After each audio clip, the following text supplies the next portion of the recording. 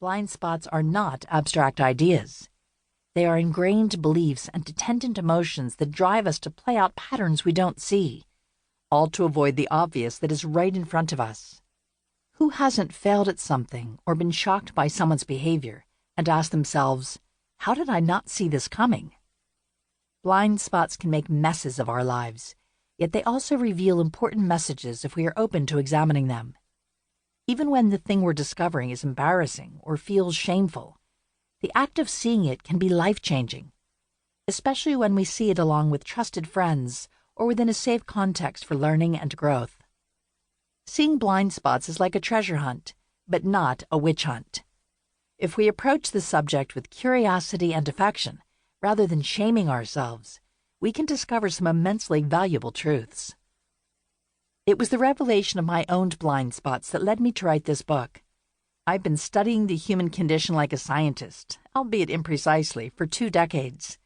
I've taught meditation and emotional intelligence not only in prisons, but in a variety of places, including veterans' hospitals, the Google campus, United Nations agencies, and on the front lines of conflict in the Middle East.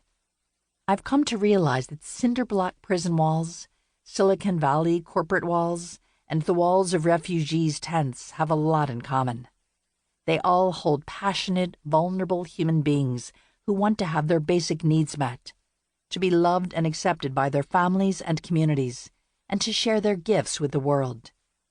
They also hold people who are trying to get ahead, even when that means trying, at times desperately, to portray and defend a false image of themselves, an image they are blind to, in order to not be attacked, blamed, or judged.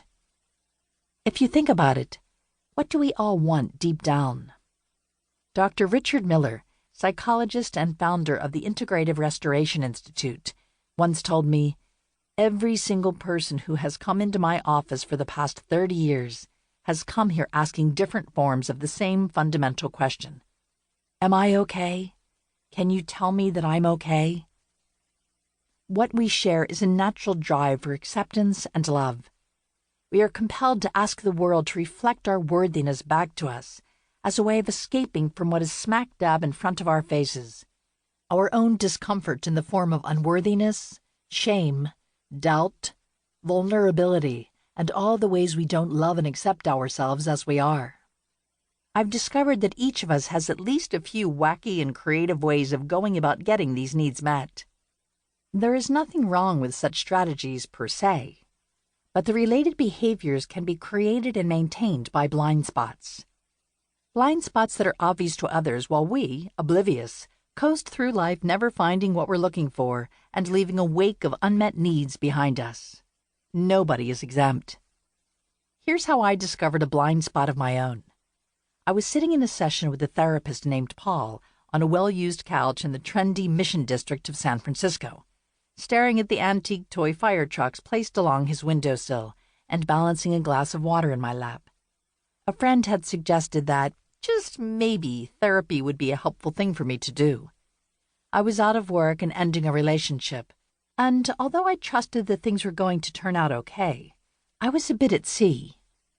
Paul listened to a synopsis of my entire life, including a short foray into my Ohio childhood, my marriage at 18 and divorce at 21, and a quick trip through 20 years in Germany, Japan, Canada, and England, culminating in the Sausalito, California cafe where I thought I was going out for a coffee and ended up getting fired.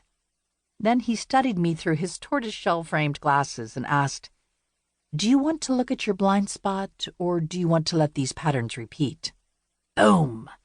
That was it. That was the question that changed everything for me. I spoke from the depths of my being, and with trepidation and an unsuppressed laugh when I replied, "Yes, hell yes." In that moment, I was ready to hear my therapist's words. When you've been on the receiving end of random, difficult, or sometimes horrible life events, you develop a bullshit detector for people who blame the victim. This was not that. This was an honest and genuine question pointing out my own participation in my life patterns. I was undefended and ready to learn something new, ready to grow. I trusted that shining a light on my blind spots would be good and productive, although probably. To keep listening to this audiobook, I've left you a link in the description so you can do it, at no cost thanks to Audible's 30-day free trial.